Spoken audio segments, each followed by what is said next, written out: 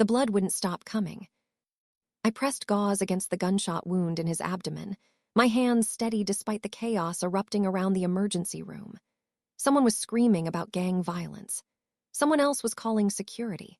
But I kept my eyes on the man bleeding out on my table, his face carved from marble and ice, his dark eyes watching me with an intensity that made my breath catch even as his life leaked between my fingers. "Stay with me," I said quietly, not a command, a request. His lips curved slightly, almost a smile. "Yes, ma'am." Then his eyes closed. "My name is Sarah Chen, and I've been an ER nurse at Seattle Grace for 3 years. I've seen knife wounds, overdoses, car accidents that turned people into broken puzzles.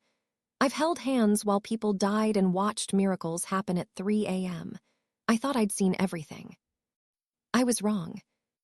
The night Min-jun Kang came into my ER, everything changed. He arrived without an ambulance, carried in by 2 men in expensive suits who said nothing, and disappeared the moment they laid him on the gurney. No ID, no insurance card, just a gunshot wound that should have killed him and eyes that looked at me like he was memorizing my face. I worked on him for 47 minutes while the attending physician barked orders and the police tried to push their way into the trauma bay.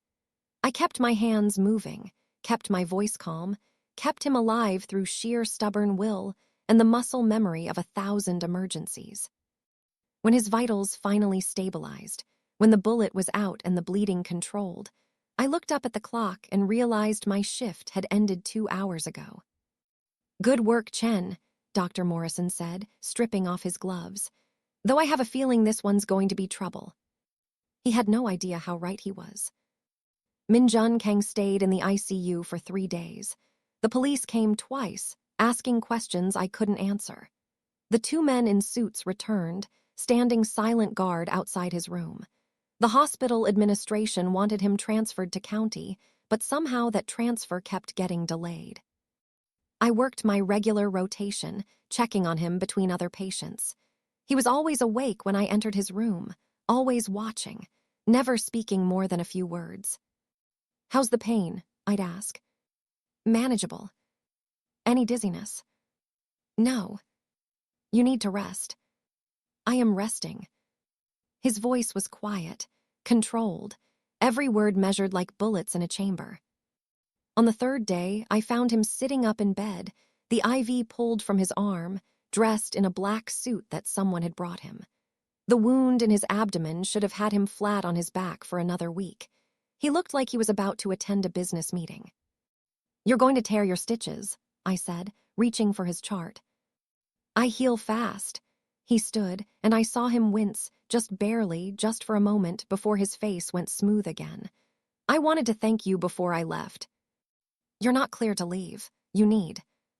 "I need to take care of something." He looked at me with those dark, bottomless eyes. "But I don't forget debts, Sarah Chen." He knew my name. Of course he did. "It's just my job," I said. "No."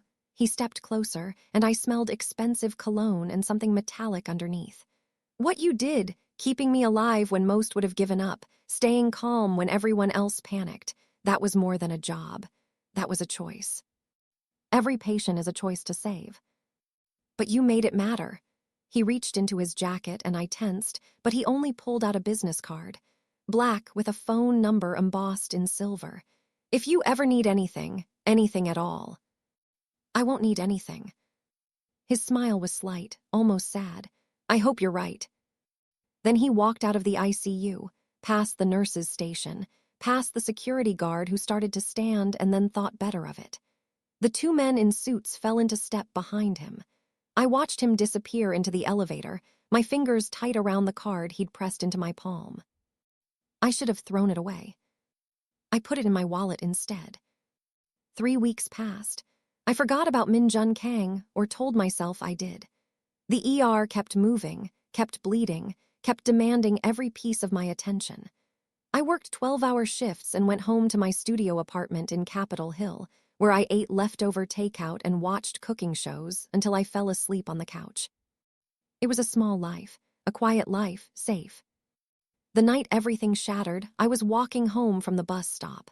It was raining, Seattle's endless, soaking rain that turned the streets into mirrors. My scrubs were damp under my coat. My feet ached. I was thinking about nothing except my bed. I didn't notice the car until it pulled up beside me. Dark sedan, tinted windows, engine purring like a predator. The back door opened and a man got out. Mid-40s, thick shoulders, expensive jacket. He smiled at me with too many teeth. Sarah Chen. I kept walking. Do I know you? Not yet. He matched my pace easily. But we have a mutual acquaintance. Min-jun Kang, I understand you saved his life. My hand found my phone in my pocket. I'm a nurse. I save lives. It's what I do. And now I need you to do it again. His hand closed around my arm, not gentle. Get in the car. No. It wasn't a request. Another man appeared on my other side. Younger, meaner. His jacket bulged wrong under the left arm.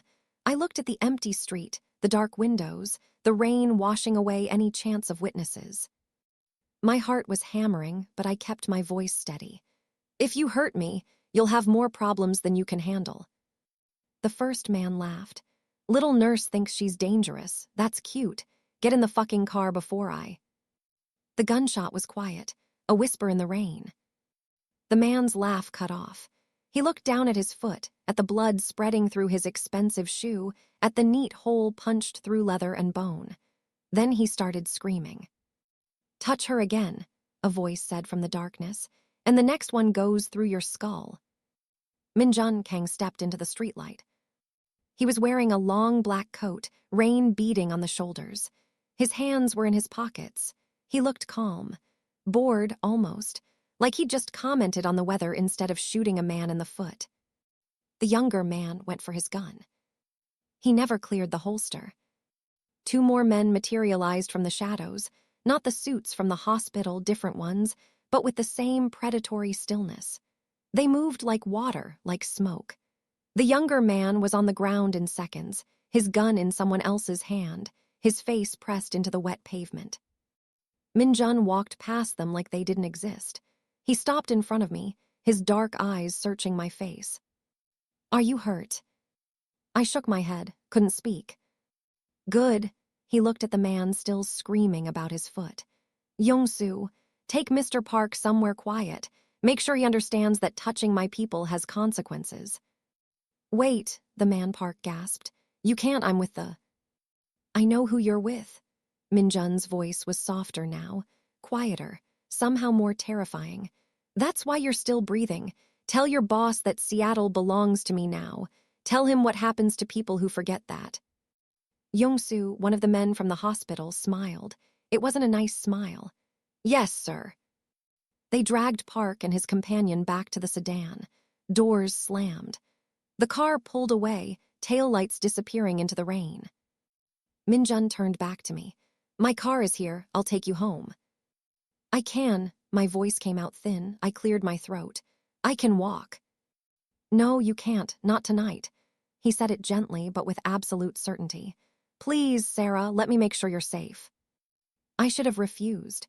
Should have called the police, filed a report, pretended tonight never happened. Instead, I nodded. His car was a black Mercedes, warm and dry, the leather seats soft as butter. A driver sat silent behind the wheel. Min-jun opened the door for me, waited until I was settled, then slid in beside me. Your address? I gave it. The car pulled away from the curb, smooth as silk. We drove in silence for a full minute before I found my voice. You shot him. Yes. In the foot. I could have killed him. I chose not to. Min-jun was looking out the window, his profile sharp in the passing lights. He's with a rival organization. They've been pushing into my territory, testing boundaries, hurting my people. I'm not your people. He looked at me then, and something in his eyes made my breath catch. You saved my life. That makes you mine to protect. I don't need protecting. Tonight proved otherwise. I wanted to argue, wanted to tell him I'd been fine, that I would have figured something out, that I didn't need some crime boss deciding I was his responsibility. But my hands were still shaking. And he'd appeared out of nowhere. had known exactly where I'd be, had stopped something terrible before it could start. "How did you know?" I asked quietly. "I have people watching you." "That's necessary."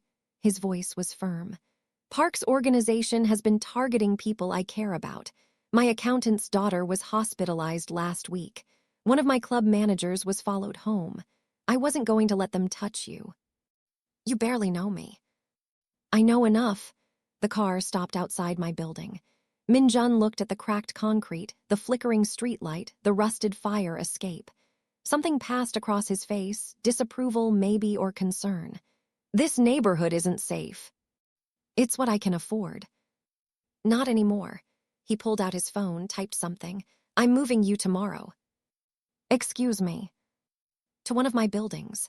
Doorman security underground parking. No rent." "I can't accept that."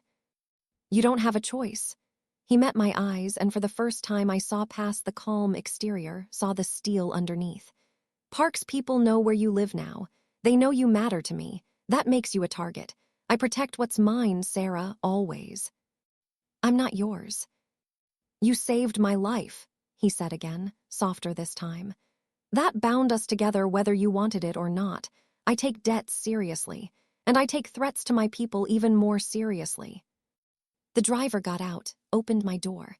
Rain pattered on the roof. "Think about it," Min-jun said. "My people will be outside tonight.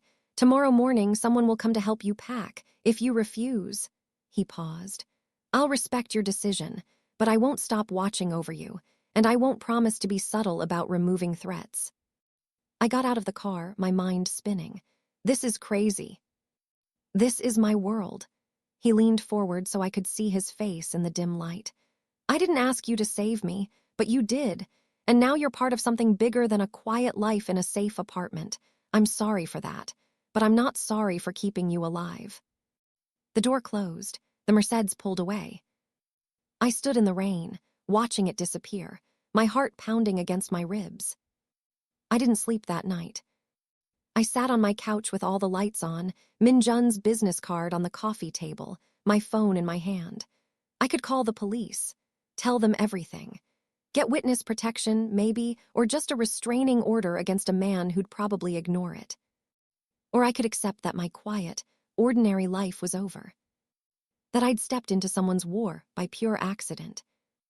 That the most dangerous man in Seattle had decided I was worth protecting. At 7 a.m., someone knocked on my door. I opened it to find a woman in her 30s, professional suit, warm smile. "Ms. Chen, my name is Hana. Mr. Kang sent me to help you move." "I haven't decided." "The apartment is 3 blocks from the hospital. Top floor, city views. 2 bedrooms in case you want space for a home office." She handed me a folder. "Here are the keys, the lease with your name on it, and contact information for building security. Mr. Kang wanted me to assure you that this is not a transaction. You owe him nothing. This is simply him making sure you're safe while you decide what you want." I opened the folder, saw the address Capitol Hill, but the nice part, where the coffee shops had good espresso and the streets stayed clean. Saw the lease marked "No rent, indefinite term." Saw the handwritten note clipped to the front, "You have a choice, but please choose to be safe. MJ." "I need to think," I said. Hana's smile didn't waver. "Of course, I'll be in the cafe across the street whenever you're ready." She left. I made coffee with shaking hands, drank it standing at my window, looking out at the street where I'd almost been taken last night, where Min-jun Kang had shot a man without hesitation, where he'd looked at me like I was something precious and decided I needed saving. My phone rang. Unknown number. I answered it anyway. "Sarah Chen," a man's voice, rough and angry. "You cost me 2 men last night. You think Kang can protect you forever?"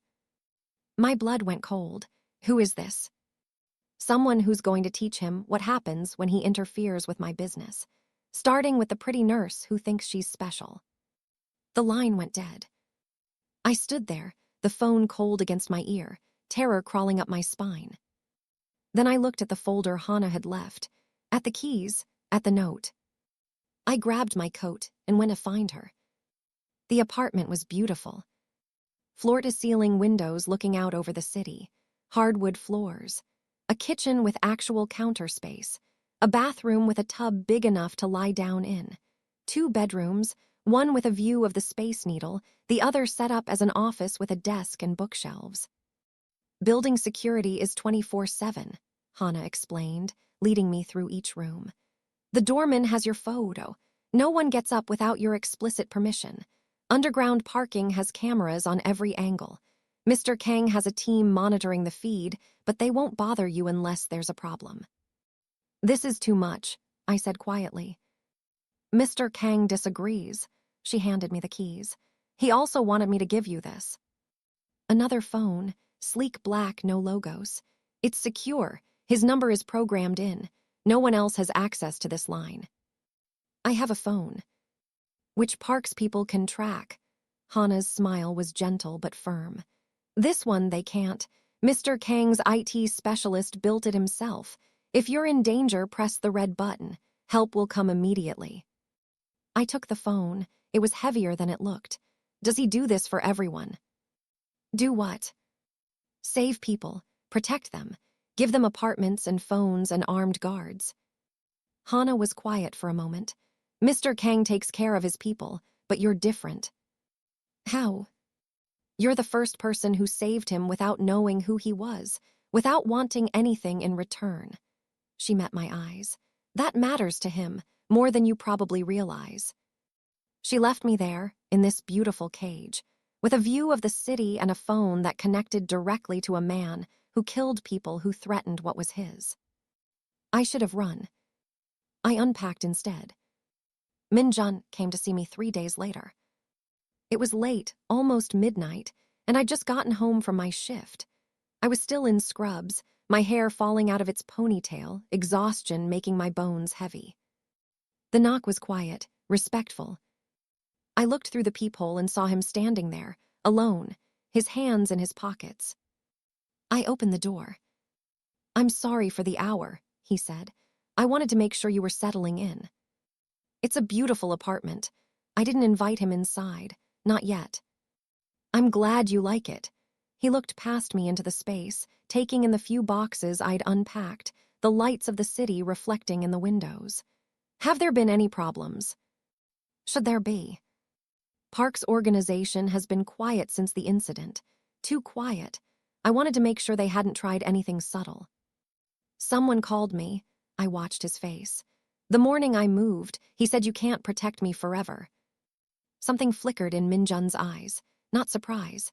Anger, controlled and cold. What number? I don't know. It was blocked. Give me your old phone. I got it from the kitchen counter, handed it to him. He pulled out his own phone, sent a text. My people will trace it, find out who made the call, and then you'll hurt them. Yes. He said it so simply, like it was obvious, like there was no other option. I should have been horrified, should have told him to leave, to take his protection and his violence somewhere far away from me. Instead, I heard myself say, "Come inside." He did. I made tea, some expensive oolong I'd bought because the apartment had made me feel like I should have nice things, and we sat at the small kitchen table, the city glittering through the windows. Tell me about Park, I said. Why? Because if I'm going to be part of this, I need to understand what this actually is. Min-jun was quiet for a long moment, his fingers wrapped around the teacup. Park Chin-ho runs human trafficking, mostly women from Southeast Asia, but he's been expanding. Girls as young as 14. He moves them through Seattle to clients across the country. My stomach turned. And you? I run businesses, nightclubs, restaurants, real estate. Some of it's legal, most of it isn't. He met my eyes without flinching. But I have rules. No drugs that destroy lives, no trafficking, no hurting innocent people. Park's been trying to move into my territory for 6 months. I've been pushing back. That's why they came after me. They wanted leverage, someone I'd trade territory for, someone I'd hesitate to see hurt. His jaw tightened. They chose poorly. You shot him in the foot. I should have killed him, but I wanted him to deliver a message, to show Park that I know his people. That I can reach them anytime I want, that touching mine means war. Min-jun set down his cup. He's going to retaliate. Not directly, he's not stupid, but he'll look for another angle, another weakness. And that weakness is me. Not anymore. The certainty in his voice was absolute. You're protected now. Anyone who touches you dies, simple as that. I should have been afraid of him. Of the coldness in his voice, the violence in his past, the certainty that he could end lives without losing sleep. But all I felt was safe. Why me? I asked quietly. You said it yourself, I just did my job. Why does that make me worth protecting? Because, he stopped, looked out at the city. When I woke up in that trauma bay, when everyone was shouting and the police were trying to get in, you were the only person who stayed calm. The only person who looked at me like I was a human being worth saving instead of a problem to be solved. You didn't know who I was, didn't care about my reputation or my organization. You just wanted me to live. That's what nurses do. No, he looked at me then, and I saw something raw beneath the control. That's what good people do, and good people are rare in my world, precious, worth protecting. The apartment was very quiet. I don't know how to be part of this, I said finally. Your world, the violence, the danger, I'm just a nurse. Then be just a nurse. He stood, buttoning his coat. Keep working at the hospital, keep living your life. All I ask is that you stay safe, that you let me make sure nothing happens to you. That's all. That's everything. He moved toward the door, then stopped. The phone Hana gave you, keep it close. If you need anything, press the button. I'll come. Min-jun. He turned back. Thank you, I said, for the apartment, for everything. His smile was slight, almost sad. You saved my life, Sarah. I'm just returning the favor. Then he was gone. I locked the door behind him, my heart pounding, my hands steady on the cool metal of the deadbolt. Through the window, I watched a black Mercedes pull away from the curb, its taillights disappearing into the Seattle night. 2 weeks passed. I fell into a routine. Work, home, sleep. The apartment stopped feeling like a cage and started feeling like a refuge. The doorman, Marcus, learned my schedule and had coffee ready when I stumbled in from night shifts. The security team was invisible but present. I'd catch glimpses of them sometimes, men in dark clothes who nodded at me and vanished. Min-jun didn't visit again. But I felt him anyway, in the way strangers moved out of my path on the street, in the way the drunk guy who usually harassed women at the bus stop suddenly disappeared, in the basket of expensive tea that appeared in my apartment one morning with a note, for better nights. MJ. I used the secure phone once. Not because I was in danger, because I wanted to hear his voice. He answered on the first ring. Sarah, are you safe? Yes, I felt stupid, needy. I wanted to say thank you for the tea. A pause, then. You're welcome. Are you sleeping better? A little. Good. Another pause. If you need anything else. I know. Press the button. Or just call. Anytime. We talked for 47 minutes. About nothing. About everything. He asked about my shift, and I found myself describing the difficult intubation I'd managed, the patient I'd saved from septic shock, the attending who'd actually complimented my work. He listened like every word mattered, asking questions that showed he understood the medicine, the pressure, the weight of holding lives in your hands. When I asked about his work, he deflected. Nothing interesting. Paperwork, meetings with accountants. Liar. He laughed, actually laughed. Maybe a little excitement, but nothing you need to worry about. After we hung up, I sat on my couch, the phone warm in my hand, feeling something dangerous taking root in my chest. The night everything exploded, I was covering a double shift. 18 hours of trauma after trauma, car accidents, heart attacks, a stabbing at a bar downtown. I was running on coffee and adrenaline, my body moving on autopilot while my brain screamed for sleep. At 2 a.m., they brought in a Jane Doe. Early 20s, Asian features, unconscious, bruises on her arms, track marks, and something else, burns on her fingertips, methodical and deliberate. Found her in an alley off Pike, the paramedic said.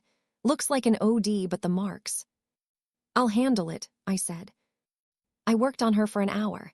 Stabilized her vitals, got her breathing, started fluids. Drew blood for the tox screen. Documented the injuries. The bruises were defensive wounds, the burns were torture marks, the track marks were forced injections. When she finally opened her eyes, they were full of terror. It's okay, I said softly. You're safe, you're in a hospital. She said something in Vietnamese, then in broken English. Please, he'll find me, he'll. Who? Park. She was crying now, her whole body shaking. Park Chin-ho, he owns me. He'll kill me for running. My blood went cold.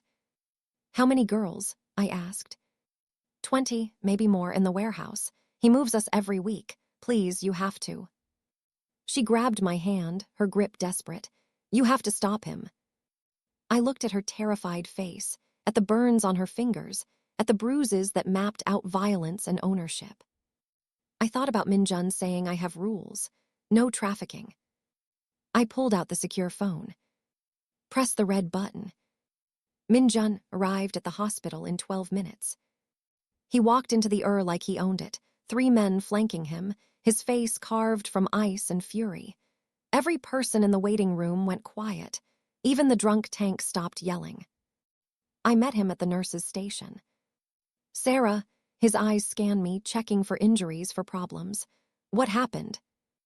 Upstairs, ICU, room 304. We took the elevator in silence.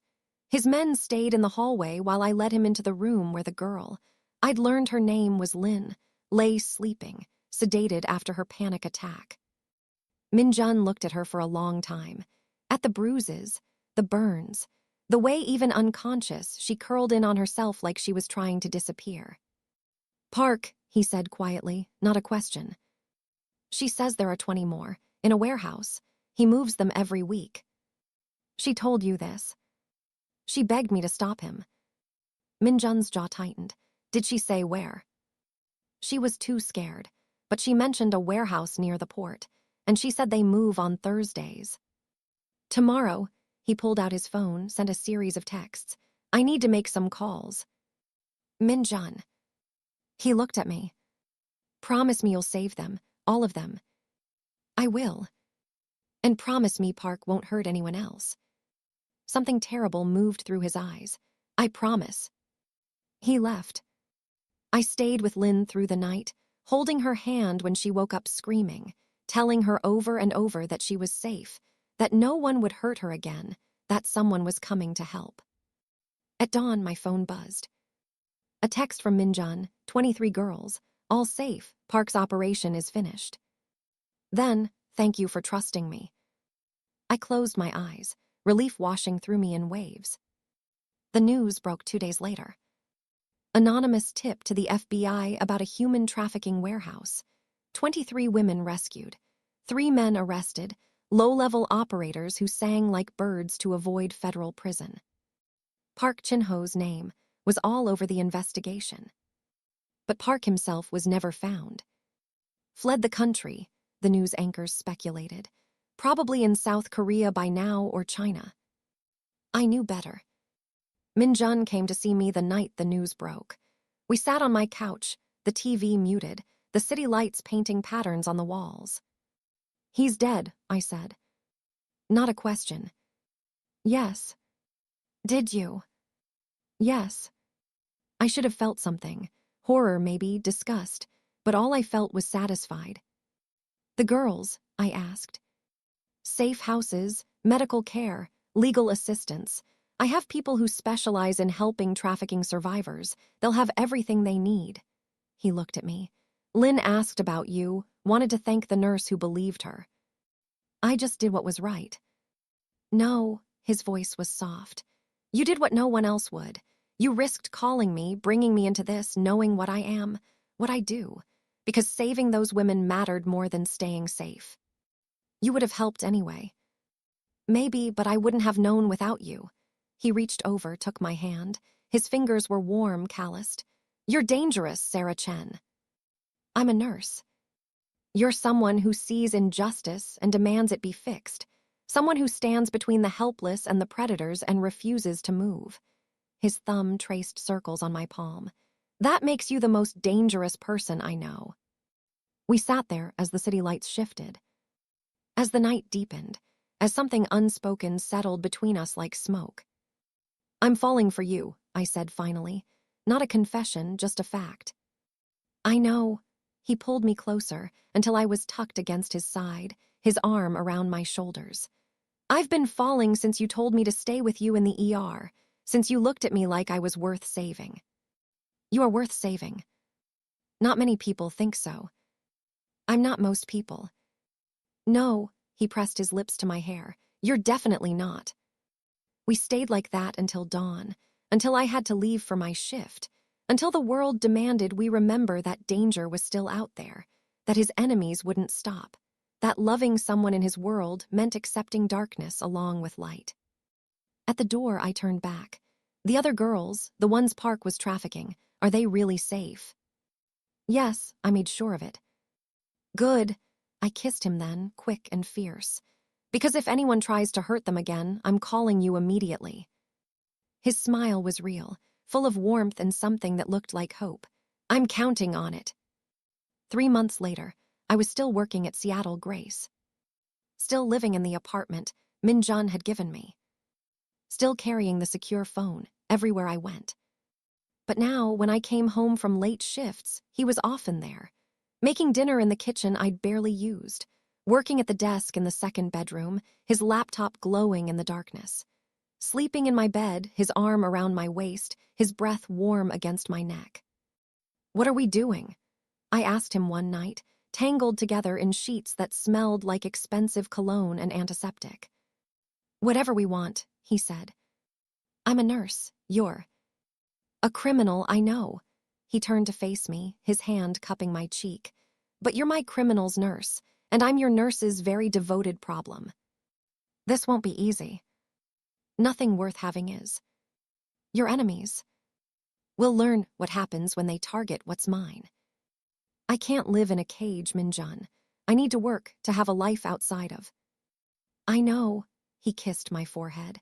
"I'm not asking you to give up anything. Just let me stand between you and the darkness. Let me make sure the world knows that Sarah Chen is untouchable." "That's a lot of pressure." "I'm very motivated." His smile was slight, dangerous. "You saved my life. Now I'm spending the rest of it making sure yours is everything you want it to be. Even if what I want is you. Especially then." We fell asleep like that, wrapped around each other, two people who shouldn't fit but somehow did. The attack came on a Tuesday. I was walking out of the hospital after a normal shift, tired but not exhausted, thinking about what to make for dinner. The sun was setting, painting the sky orange and gold. The car came out of nowhere. Black SUV, tinted windows, moving fast. It jumped the curb, headed straight for me. I dove behind a parked car, felt the wind of the SUV passing inches from my body. It screeched to a stop. Doors opened. Men piled out, 3, 4, all armed. I ran. Not toward the hospital, too many innocent people. Toward the parking garage, toward concrete and shadows where I could hide. My hand found the phone in my pocket, found the red button, pressed it as I ran. Gunshots echoed off the walls. A bullet sparked off the concrete near my head. I kept running. Found a stairwell, took the stairs 3 at a time, my scrubs hampering my movement, my heart trying to explode out of my chest. Behind me, heavy footsteps, shouting in Korean. I hit the roof access, slammed through the door, looked around wildly for anything I could use. Nothing, just open space and a 50-foot drop. The door burst open behind me. 2 men, guns raised, one of them smiling. "Park Chin-ho sends his regards," the smiling one said. "He wanted you to know that Kang's protection means nothing, that everyone he cares about will die screaming." "Park's dead," I said, backing toward the edge. "Park has brothers, family who take blood debts seriously." He raised the gun. "Tell Kang we're just getting started." The bullet never came. Because the roof access door exploded inward, and Min-jun was there.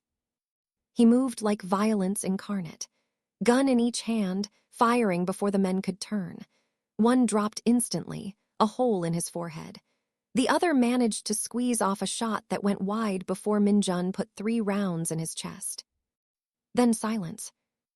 Min-jun walked toward me, his face terrible with fury and fear, and pulled me into his arms so hard I couldn't breathe. Are you hurt? His hands were everywhere, checking for wounds, for blood. Sarah, tell me. I'm fine, I'm okay. I was shaking, my whole body trembling against his. How did you? I was 3 blocks away when you pressed the button, broke every traffic law getting here. He pulled back, cupped my face in his hands. I should have put more men on you, should have anticipated. You can't predict everything. I can try. His voice was raw. Park's brother, Min-yi, I knew he'd retaliate, but I thought I had more time. Thought he'd go after my businesses first, not... He stopped, breathed. I was wrong, and you almost paid for it. More men were arriving now. His security team, faces grim, guns out. One of them was talking urgently into a phone. Another was checking the bodies. Sir, Young-soo said quietly, we need to move. Police will be here soon. Handle it, Min-jun said without looking away from me. Make it clean. What about the girl? She's with me. He pulled me toward the stairwell. Always. We didn't go back to my apartment. Instead, Min-jun took me to a house I'd never seen before, modern, surrounded by high walls, with security cameras on every corner and armed guards at the gate. His house, I realized. His fortress. Inside, it was beautiful. Minimalist furniture, expensive art, floor-to-ceiling windows that looked out over Lake Washington. He led me upstairs to a master bedroom that was bigger than my entire old apartment. Stay here tonight, he said. Tomorrow we'll figure out next steps. What kind of next steps? The kind that end with Min-yi Park and every member of his organization dead or gone. He was taking off his jacket, checking his guns, moving with controlled violence. I was trying to be strategic, trying to avoid an all-out war, but they touched you, so now. Now you're going to kill them all. Yes, he looked at me, his eyes dark and honest. Every single one, and I won't lose sleep over it. I should have been horrified, should have run, should have called the police and begged for protection from everyone, including him. Instead, I crossed the room and kissed him. Hard, desperate, tasting fear and adrenaline and the terrible certainty that I'd almost died tonight, that without him, I'd be bleeding out on a parking garage roof. He kissed me back like I was oxygen, like I was everything. When we broke apart, I said, I'm not leaving you. Sarah. I'm not. I held his face in my hands. I know what you are, what you do, the darkness you live in, and I'm choosing to stay anyway, because you saved those girls, because you protect people who can't protect themselves, because when I pressed that button, you came. I'll always come. Then let me stand with you. I kissed him again, softer this time. I can't fight like you do, can't kill like you do, but I can patch up your people and keep them alive and be one more reason you have to win. You're already the only reason that matters. We made love in his massive bed, violent and tender and desperate, 2 people clinging to each other in the darkness. Afterward, we lay tangled together, my head on his chest, his heartbeat steady under my ear. Tomorrow, he said quietly, I'm going to war. I know. It will be bloody, brutal. Some of my people will die. I'll be waiting to put them back together.